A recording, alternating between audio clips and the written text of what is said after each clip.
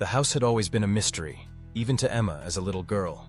Not only was it on the edge of the woods, far out of town, the old Victorian house seemed to exist in its own world, shielded from time and neighbors. Her parents kept her far away from the cellar. The door was always locked, and any question she asked only resulted in stony silence or a sharp warning. "Never open that door," her mother once whispered, her eyes wide with a mixture of horror and regret as she hissed the words through gritted teeth. Emma never understood why, until now. She had inherited the house after their sudden deaths in a car accident and had returned on her own to sort out their affairs. But from the second she entered the house, it was as if something had been waiting there for her return. The first night she felt it.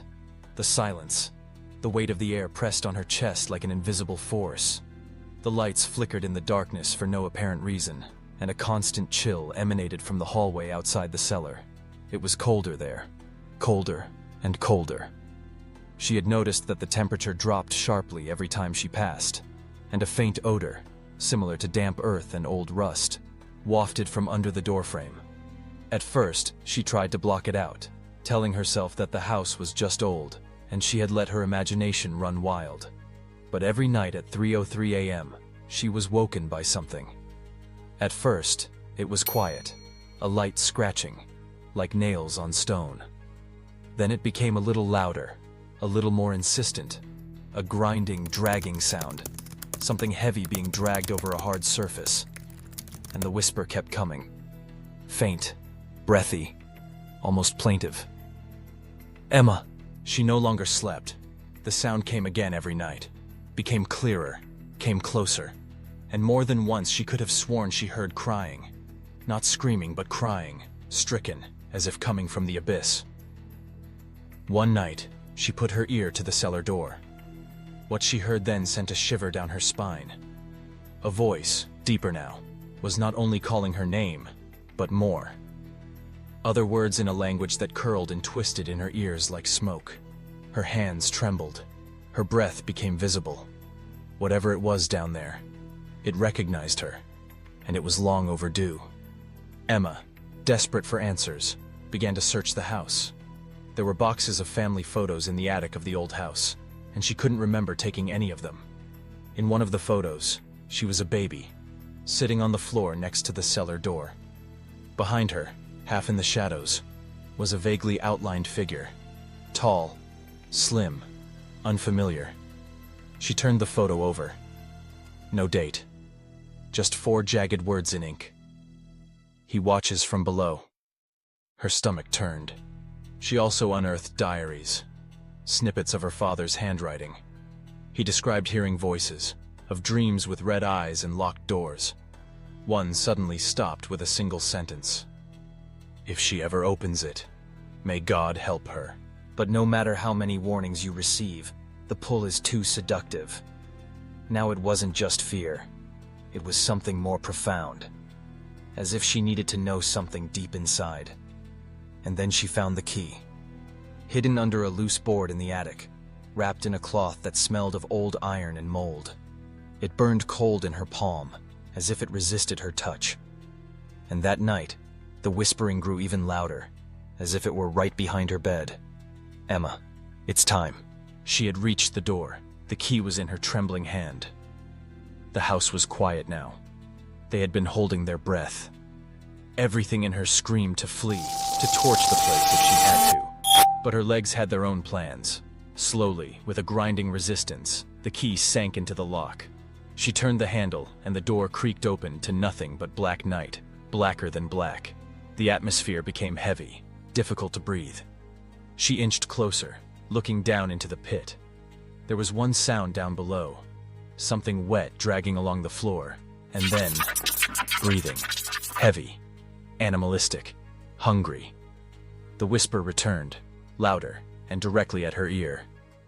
"You remember me, right?" Emma was standing on the top step, gazing into the darkness at the bottom. The air in the basement was a thick weight, pressing in on her chest, as if the darkness itself was animate and staring. The voice that had called her name so many nights whispered down the stairwell, deeper, bolder. "You remember me, don't you?" She swallowed down a hard ball of something cold and remorseless lodged in her throat, and her fingers trembled around the cold iron key that still hung in the lock behind her. Every instinct in her was telling her to run, to close the door, and to pretend this was all not real. But her legs had a mind of their own. Something other than reason, other than fear, drew her forward. She placed her foot on the first step, and the door closed over her with a crash that put out all the light.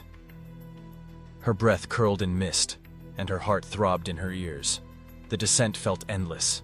The steps creaked beneath every footfall, and with it, the air felt colder and played harder on her chest. The odor of moistness deepened, mildew, rust, something sweet and rotting. She felt as though she fell for an eternity before she finally hit the bottom. The floor was smooth and cold stone, damp and slick, and the walls were faintly red-tinged, with faint lines, symbols, runes, and shapes she couldn't even understand. Yet they stirred something in her. A memory, or maybe a warning. The basement wasn't a room. It was a chamber, a place built for a purpose, and she was the final piece. In the middle of the floor was a tall, cracked mirror, its reflection obscured by the dust that covered its surface. But what reflected back to Emma was not herself. A younger version of herself stared back, aged 6, pale, mouth gaping in a silent scream, imprisoned behind the glass. And behind her, that figure, towering, shifting, unnatural. And it had no face, only a smudge of darkness in the place where eyes ought to have been.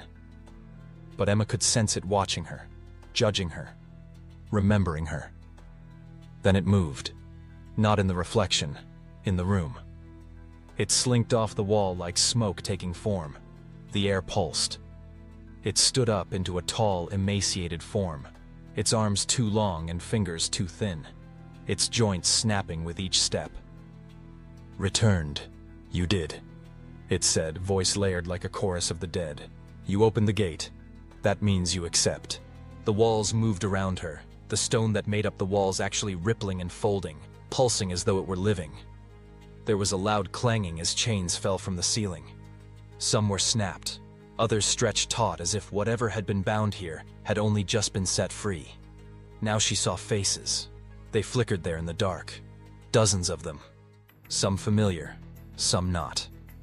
Her parents, hollow-eyed. Her father's mouth opened in an anguished whisper. "I tried to keep you safe." Her voice came back between them, the same words that she used to whisper close to Pat's ear every night as a lullaby. "Never open the door." But it was too late. Emma had opened it, and now the house, the basement, the thing. It existed inside her. The entity crept closer. Its speech took the form of Emma's own thoughts, but distorted. "We had a deal. You were promised to me. A gift from your bloodline. You just had to return." She longed to shout, to flee, but her feet were hard as stone. The mirror shone. Scenes from her childhood flickered like a film reel. Her laughing with her parents, her looking up to the sky next to the basement door, and speaking to someone who wasn't there. A game, they had said. An imaginary friend. But he wasn't imaginary. He had been waiting, feeding, preparing. It extended a hand and stroked her torso. An icy heat surged through her, jolting her out of her own body, and Emma thrashed. The runes that had been written on the walls burst into red light. The air above her head was alive with whispers. Thousands, perhaps. The old angry voices talking in tongues that raked her brain. Then, silence. Time stopped. Her eyes snapped open as something entered her, like a breath of cold air in her lungs. She fell to her knees. Your reflection still gazed back at you, but now smiled. Not her smile. Something else. Something that was now inside her. Then she was at the top of the stairs. No memory of how. The door eased gently shut behind her. The key liquefied in the lock. The corridor lights flickered once, twice, and then came back on steady. She ambled over to the mirror near the front door. Her face appeared to be identical, initially, but beneath the surface her soft brown eyes glowed a subtle shade of red, and her smile was not returned by her reflection. It stared, waiting. She said nothing more of the basement. She had told neighbors she wasn't feeling well, canceled every appointment, shut every curtain. At night, she sat next to your basement door, just listening. Sometimes she whispered back. The pounding resumed each night, both at 3:03 a.m. And Emma always answered, because by then the house wasn't haunted anymore. It was home. And she wasn't just Emma. She was something more. Something ancient. Something returned.